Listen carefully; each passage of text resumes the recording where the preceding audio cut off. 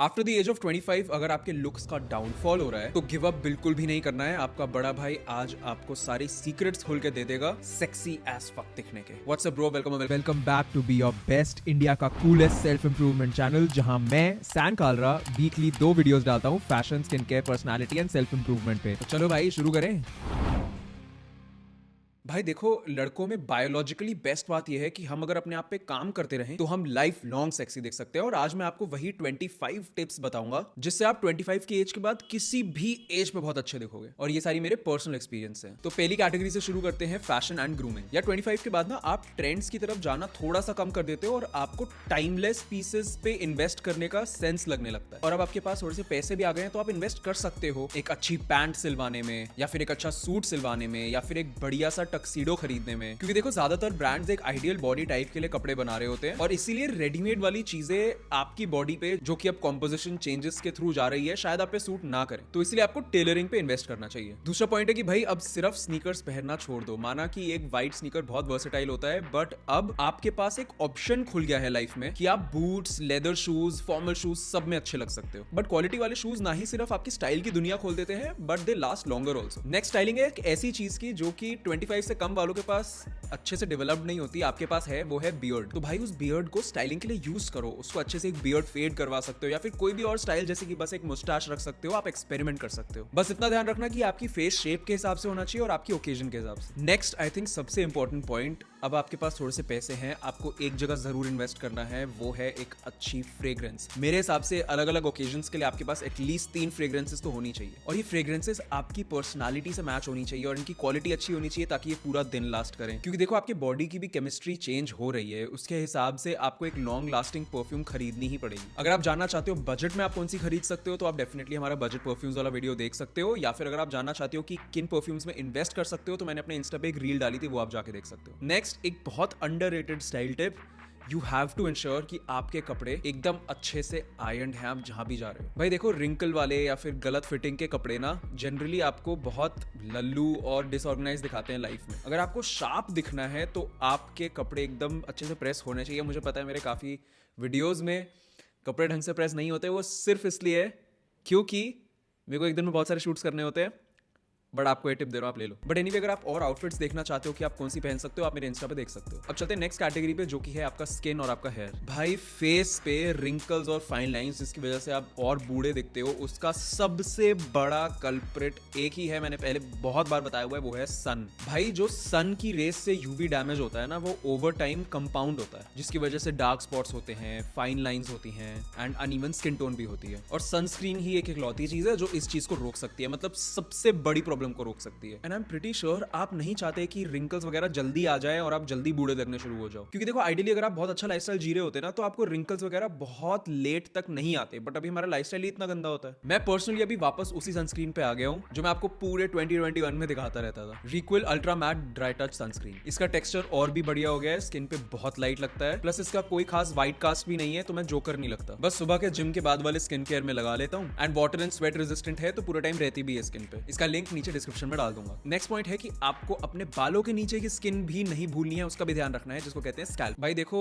आदमी की लाइफ का सबसे कड़वा सच यही है कि जैसे हमारी एज बढ़ती है, हेयर फॉलिकल्स की एक्टिविटी कम हो जाती है और इसी से हमारी हेयर डेंसिटी कम होती है। तो इसीलिए बहुत जरूरी हो जाता है एज के साथ अपने बालों का ध्यान रखना। आपको अपने स्कैल्प को साफ रखना है, डैंड्रफ फ्री रखना है, उसके लिए सही शैम्पू यूज करना चाहिए। साथ में अपने हेयर स्टैंड्स को कंडीशन रखना है ताकि ब्रेकेजेस ना हो। और ये सारी टिप्स को इंक्लूड करके हमने एक हेयर केयर रूटीन का वीडियो बनाया हुआ हमारे चैनल पे। आप यूट्यूब पे बस सर्च कर लोगे hair care routine be your best, आपको मिल जाएगा। प्लीज वो जाके देख लेना भाई। मतलब हमारी एज पे बहुत जरूरी है मेंटेन करके रखना बालों को। भाई मैं बहुत मेहनत करता हूँ तब जाके मेरे सर पे बाल हैं। एनीवे, हेयर केयर रूटीन से नेक्स्ट पे आते हैं स्किन केयर रूटीन के अंदर आपको ऐसा क्या डालना है। तो एजिंग रोकने के लिए सबसे इंपॉर्टेंट होने वाला है केमिकल आपके लिए रेटिनॉल। मैंने पहले भी आपको बताया कि कोलेजन की प्रोडक्शन आपकी स्किन में कम होती रहती है एज के साथ, जिसकी वजह से रिंकल्स भी होते हैं और सैगी स्किन भी होती है, लटक जाती है स्किन। अब रेटिनॉल क्या करता है, बॉडी को बोलता है कि भाई कोलेजन बनाओ, और इसकी वजह से स्किन का टेक्सचर बेटर हो जाता है। अब रेटिनॉल के बारे में मैंने आपको पूरा एक्सप्लेन किया हुआ है, हमारा एक अलग से मैंने वीडियो बनाया था रेटिनॉल के ऊपर, जिसमें आपको उसकी पूरी इन्फॉर्मेशन मिल जाएगी। और मैंने ना मल्टीपल रेटिनॉल सीरम्स यूज करे हैं, लेकिन अभी मैंने क्रीम पे आ गया और अभी मैं रिक्विल की यूज कर रहा हूँ 0.3% रेटिनॉल क्रीम, और ये मैं रात को सोने से पहले लगा लेता हूँ ताकि मेरे स्किन केयर के स्टेप्स भी कम हो जाए। मतलब बेसिकली क्लेंजर और टोनर यूज करने के बाद इसका पी साइज अमाउंट ले लेता हूँ और मसाज करके लगा लेता हूँ 3 टाइम्स अ वीक, जो कि मैं अगले महीने से 5 टाइम्स कर दूंगा। अब इससे सेल टर्नओवर इंक्रीज होगा, मतलब कि डेड सेल्स जल्दी रिन्यू होकर न्यू सेल्स बनेंगे और उस वजह से मेरा स्किन टेक्सचर बढ़िया हो जाएगा। आप बिगिनर हो तो इसका 0.1% वाला वर्जन भी ले सकते हो, या मेरे साथ कुछ महीने में 0.5% कॉन्सेंट्रेशन पे बढ़ जाना। भाई नेक्स्ट पॉइंट मेरा फेवरेट और सबसे जरूरी पॉइंट है, वो है कि आपका हेयर कट ऑन पॉइंट रहना पड़ेगा अब से लेके लाइफ के एंड तक। आई एम प्रीटी श्योर कि 25 साल की एज से पहले तक आप सारे हेयर स्टाइल्स से एक्सपेरिमेंट्स कर चुके हो। अब आपको समझ आ चुका है कि आपकी फेस शेप क्या है, उस पर क्या सूट करता है वगैरह वगैरह। नहीं समझ आया तो अभी भी हमारे वीडियोस देख सकते हो जिससे आपको समझ आ जाएगा। लेकिन बात यह है कि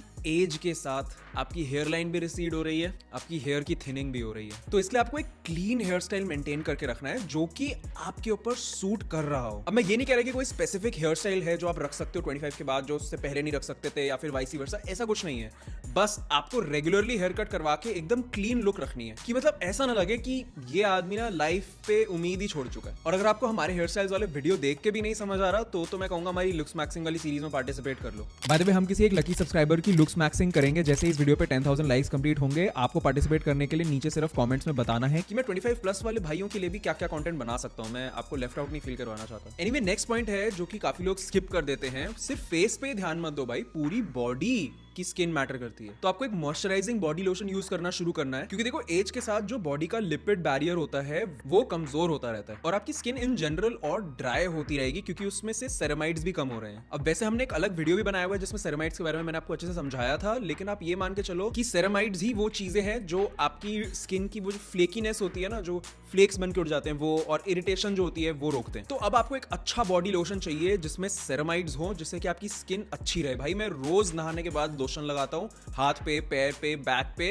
रात को सोने से पहले भी लगाता हूँ। एनीवे चलते हैं नेक्स्ट कैटेगरी पे जो कि है फिटनेस एंड पोस्चर। भाई अब सैक्रोपीनिया के बारे में तो सबको पता है। हमें पता है कि एज के साथ मसल मास कम होता है बॉडी का, साथ में स्ट्रेंथ भी कम होती है, मेटाबॉलिज्म भी खराब होता है, और इसीलिए बहुत ज्यादा इंपॉर्टेंट हो जाता है जिम जाना। मतलब स्ट्रेंथ ट्रेनिंग करके अपनी मसल्स को प्रिजर्व करके रखना बहुत ज्यादा जरूरी है। अभी तो आप अगर 25, 26, 27 हो तो उतना पता भी नहीं चलेगा ब्रो। 30 के बाद तो मतलब मुझे इस चीज का एक्सपीरियंस नहीं, बट 30 के बाद तो बिल्कुल मसल मास डिक्लाइन पे चला जाता है, और अभी से मसल बिल्ड करके रखना बहुत जरूरी है। और 20s में आपने जितनी मसल बिल्ड करी है ना, वो डिफाइन करेगा कि आपका 30 से लेके डेथ तक क्या होने वाला। तो आपको 4 टाइम्स अ वीक, चाहे मन करे ना करे, 50 minutes a day at least strength training, muscle building पे देने ही देने। और इसमें कोई जिम के शौक की बात नहीं है, आपको मन करे ना करे करना ही है, ये आपका टास्क है। लेकिन अब स्ट्रेंथ ट्रेनिंग के साथ बहुत लोग ये चीज भूल जाते हैं, स्किप कर देते हैं, और आगे जाके लाइफ में बहुत दिक्कत आती है। मैं जितने एडल्ट्स को देखता हूँ, बड़े लोगों को देखता हूँ बेसिकली, भाई मैं देख के ये कहता हूँ भाई ऐसा नहीं करना भाई, क्योंकि बात ये है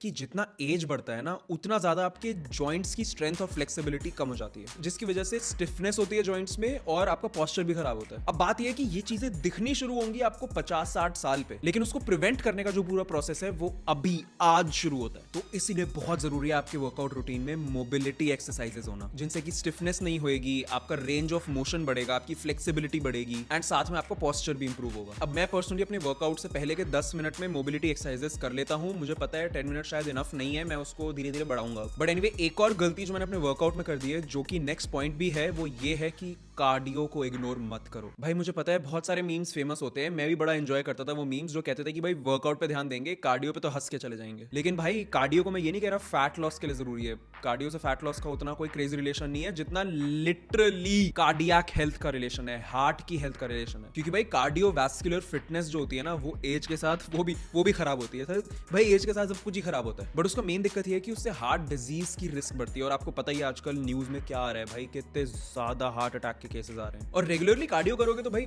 बॉडी फैट भी कंट्रोल्ड रहेगा और साथ में हार्ट की हेल्थ अच्छी रहेगी। सबको पता है, मतलब बहुत नॉर्मल चीजें हैं, बस मैं आपको रिमाइंड करवा रहा हूँ। और इसी से रिलेटेड नेक्स्ट पॉइंट है कि एज के साथ कोर वाली जो मसल्स होती है ना, वो भी काफी वीक हो जाती हैं, जिसकी वजह से बैलेंस और पोस्चर भी खराब हो जाता है। तो अपने कोर को भी ट्रेन कर लिया करो वंस अ वीक, क्योंकि अभी ये चीज छोटी लग रही होगी, लेकिन अगर अभी से हम लोग इस चीज पे ध्यान देना शुरू करेंगे तो 50, 60, 70 जब हमारे माँ बाप की एज के हो जाएंगे तब भी एकदम फिट होंगे और रैंडम सीढ़ियों से नहीं गिर रहे होंगे, फिसल नहीं रहे होंगे। बल्कि मेरे को तो लगता है हाँ, उनकी जनरेशन में वो कभी ध्यान नहीं दे पाए इन चीजों पे, इसलिए इस एज में वो ऐसे हैं अब, तो हम उनका तो कोई पेरेंट्स का तो कुछ नहीं कर सकते इस चीज में। हम उन चीजों को प्रिवेंट कर सकते हैं, लेकिन एक ना बहुत खतरनाक डिजीज एपिडेमिक चल रहा है, वो है बैठे रहना पूरे दिन। हमारी जनरेशन में एक बहुत बड़ी प्रॉब्लम ये है कि हम लोग काम कर रहे होते हैं ना, तो हम लोग पूरा दिन बैठ के कर रहे होते हैं। कोई एडिट कर रहा है पूरा दिन, तो वो बिल्कुल ऐसे झुक के कंप्यूटर में घुस के पूरा दिन एडिट कर रहा है, उसकी जैसे पोस्चर की तो बैंड बजी हुई है। और ऐसे लंबा टाइम बैठे रहोगे ना तो मसल्स एकदम स्टिफन हो जाएंगी। अब अगर आप बैठ ही रहे हो तो इन्वेस्ट करो एक अच्छी एडिटिंग चेयर्स कहते हैं, गेमिंग चेयर्स कहते हैं, उसमें इन्वेस्ट कर सकते हो। या फिर मैं तो कहूंगा कि खड़े होके करो जो काम कर रहे हो, एक वो स्टैंडिंग डेस्क होती है वो ले लो, उसके ऊपर अपना सारा सेटअप रख लो और वहां काम करो। बट ये तो सारी फिजिकल चेंजेस वाली टिप्स थी आपके लिए। नेक्स्ट टिप्स ना थोड़ी सी अलग है, थोड़ी सी सॉफ्ट स्किल रिलेटेड है। ये है कॉन्फिडेंस एंड पर्सनालिटी के बारे में। लेकिन आगे बढ़ने से पहले अगर आपको अभी तक वैल्यूएबल लग रहा है ये वीडियो, प्लीज लाइक जरूर करना। तो नेक्स्ट पॉइंट ये है कि थोड़ा काउंटर इंट्यूटिव लगेगा, लेकिन कई लोगों का ना कॉन्फिडेंस कम हो जाता है। क्योंकि भाई देखो 25 की एज के बाद लड़कों की लाइफ में प्रेशर्स, रिस्पॉन्सिबिलिटीज बहुत आ जाती हैं। एक सेल्फ प्रेशर भी आ जाता है कि भाई लाइफ में कुछ तो करना ही पड़ेगा, नहीं तो मैं सोसाइटी पे बोझ हूँ। मुझे पता है कि वो फील होता है सबको। और भाई उन चीज़ों की वजह से जब कॉन्फिडेंस कम हो जाता है ना, तब लाइफ में आगे बढ़ना और मुश्किल हो जाता है। तो आप उस विशियस सर्कल में फंस जाते हो कि भाई कॉन्फिडेंस कम हो गया तो काम अच्छा नहीं किया, काम अच्छा नहीं किया तो कॉन्फिडेंस कम हो गया। तो इसके लिए ना आपको बहुत बेसिक कॉन्फिडेंस के हैक्स फॉलो करने पड़ेंगे। अब इस पे हमने एक अलग वीडियो बनाया हुआ है कॉन्फिडेंस हैक्स के ऊपर, वो आप डेफिनेटली जाके देख सकते हो। बट एक सिंपल हैक मैं आपको अभी बता दूं तो हमेशा आई कांटेक्ट मेंटेन किया करो। अब क्योंकि आप एक सर्टेन एज के हो तो आपके लिए आई कांटेक्ट मेंटेन करना या स्टार्ट करना उतना मुश्किल नहीं है, उसको मेंटेन करने पे ध्यान देना है। और इसकी वजह से आप काफी कॉन्फिडेंट दिखोगे सामने वाले की आंखों में, और जैसे आपको दिखेगा कि आप कॉन्फिडेंट परसीव हो रहे हो, तब आपका कॉन्फिडेंस अपने आप रीइग्नाइट हो जाएगा। और नेक्स्ट यही है कि यही टाइम है अच्छी रिलेशनशिप्स बनाने का, क्योंकि with age relationships become more about quality than quantity. तो ऑब्वियसली आपको 25 से कम एज पे जैसे आप थे वैसे फुद्दू दोस्त नहीं बनाने, हमें एजिंग रिवर्स नहीं करनी है, हमें हर एज में अपना बेस्ट रहना है, ये एम है। तो इसीलिए अभी अपने कनेक्शंस अच्छे करने के लिए भाई आपने अभी तक लाइफ में बहुत बकबक कर ली, अब आप एक एज पे हो, अब आप चुप रह के सुना करो सामने वाले को। जितना आप सुनोगे ना उतनी बेटर रिलेशनशिप बनेगी। बल्कि मैं तो कहूंगा अगर आप अभी तक भी पब्लिक स्पीकिंग में कॉन्फिडेंट नहीं हो तो आपको उस पर काम करना शुरू करना पड़ेगा, क्योंकि वो आपके करियर ग्रोथ के लिए बहुत इंपॉर्टेंट है। क्लियर कम्युनिकेशन रिफ्लेक्ट करती है मैच्योरिटी और कॉम्पिटेंस। एंड नेक्स्ट पॉइंट है कि अब आप बच्चे नहीं हो और अब आपकी लाइफ में आने वाली हैं बहुत कॉम्प्लेक्स लाइफ सिचुएशंस, और आपकी रिस्पॉन्सिबिलिटीज भी बढ़ने वाली हैं, अजीब कॉम्प्लिकेटेड रिलेशनशिप्स आने वाली हैं, और इन सबको नेविगेट करने के लिए आपको चाहिए एक अच्छा खासा लेवल ऑफ इमोशनल इंटेलिजेंस। और ये आप सिर्फ तब कर सकते हो जब आप खुद के इमोशंस को समझोगे और मैनेज करोगे। एनीवे नेक्स्ट बहुत इंपॉर्टेंट चीज आपके कॉन्फिडेंस के लिए, आपकी पर्सनालिटी डेवलपमेंट के लिए है कि हाँ आप अब एक ऐसी एज पे हो जब आप कुछ काम कर रहे होगे, कमा रहे होगे, और आपकी लाइफ आपको लग रहा होगा स्ट्रक्चर्ड है। बट एक चीज है जो आपके पास अभी भी नहीं है, मोस्ट ऑफ यू के पास, हॉबी। अब यहां मेरा मतलब है कि अपने एक सिग्नेचर स्टाइल पे काम करो। कोई एक ऐसी हॉबी पकड़ो जो सिर्फ आप करते हो, क्योंकि उससे आपकी इंडिविजुअलिटी शाइन करेगी। क्योंकि जब आप अपनी एक यूनिक आइडेंटिटी बना लोगे ना, तब आप में से कॉन्फिडेंस कूट के बाहर निकलेगा। और बल्कि मुझे लगता है उससे एक सेंस ऑफ पर्पस भी आता है और पर्सनल प्रायोरिटीज भी इवॉल्व होती हैं। अब ये 4 कैटेगरी से आपको लग रहा होगा कि सब कुछ कवर हो चुका है, लेकिन कुछ ऐसी चीजें हैं ना जो मैंने 25 के बाद सीखी हैं। मैं कुछ एक्स्ट्रा बोनस पॉइंट्स और देना चाहता हूं आपको फॉर लॉन्ग टर्म मेंटेनेंस। भाई इतना अंडररेटेड है, शायद मैं पहली बार इस चैनल पे इस बारे में बात कर रहा हूं, लेकिन प्लीज अपनी डेंटल क्लीनिंग करवाया करो रेगुलरली, और जरूरत पड़े तो टीथ व्हाइटनिंग भी करवा सकते हो भाई, क्योंकि एज के साथ गम्स की हेल्थ भी खराब होती है। तो अगर आप डेंटिस्ट के पास जाके रेगुलर क्लीनिंग करवाते रहा करोगे, स्केलिंग करवाते रहा करोगे, तो बाद में दिक्कत कम हो जाएगी। प्लस भाई कैविटीज वगैरह चेक करवा लो। मेरी 3 निकली थी भाई, 3 वो भरवाई है मैंने। प्लस एक और चीज मैंने 25 के बाद शुरू करी थी और उसकी वजह से मेरे को बहुत हेल्प हुई है, वो है सुबह उठते ही स्ट्रेच जरूर करना है। भाई आप सोच नहीं सकते, वो 2 मिनट का स्ट्रेच सुबह उठते ही गेम चेंजर है। मतलब आपको कभी किसी बॉडी पार्ट में दर्द नहीं होगी। एंड नेक्स्ट बोनस टिप ये है, ये तो एक्चुअली सब एज ग्रुप्स पे करनी चाहिए, और वो है कि हर 6 मंथ्स में आपको अपना एक फुल बॉडी चेकअप करवाना ही चाहिए। अब मैंने पहले बार ये शुरू किया था जब मेरी मम्मी ने बोला था तू इतना प्रोटीन लेता है तो उससे तेरी किडनी खराब हो जाएगी। तो मैंने कहा लो मैं चेकअप करके दिखा देता हूँ आपको कि ऐसा कुछ भी नहीं है। और बात यह है कि आप इससे बुरा मानो या अच्छा मानो, लाइफ में एज के साथ डिजीजेस के चांस भी बढ़ते हैं। वो पहले ही पता रहे, सब कुछ मॉनिटर्ड रहे तो बेस्ट रहता है। And finally her age group के लिए बहुत जरूरी है कि एक बैलेंस डाइट हो, सही न्यूट्रिशन हो, लेकिन एज के साथ साथ आपको समझना है कि आपको in my opinion external supplements लेने शुरू करने पड़ेंगे, क्योंकि आप अपनी बॉडी को आपकी लाइफस्टाइल से कुछ ज्यादा डैमेज कर चुके हो। And in any case age के साथ न्यूट्रिएंट्स की जो एब्जॉर्प्शन है कि बॉडी कितना न्यूट्रिएंट ले पा रही है वो भी कम हो जाती है। तो अगर आप अच्छी स्किन इलास्टिसिटी, जॉइंट्स की फ्लेक्सिबिलिटी और ओवरऑल सब कुछ बढ़िया चाहते हो तो ओमेगा 3, कोलेजन ये सब लेते रहा करो। बाकी जितने भी इनसिक्योर भाई ये देख रहे हैं वीडियो, अपनी एज को भी छुपाना छोड़ दो और अपनी एज के पीछे छुपना भी छोड़ दो। कॉन्फिडेंस बिल्ड करो जिस भी एज पे आप हो, फोड़ दो उस एज पे, look your best, feel your best and B your best. तो इसलिए आपको मेंटेन करना है। तो इसलिए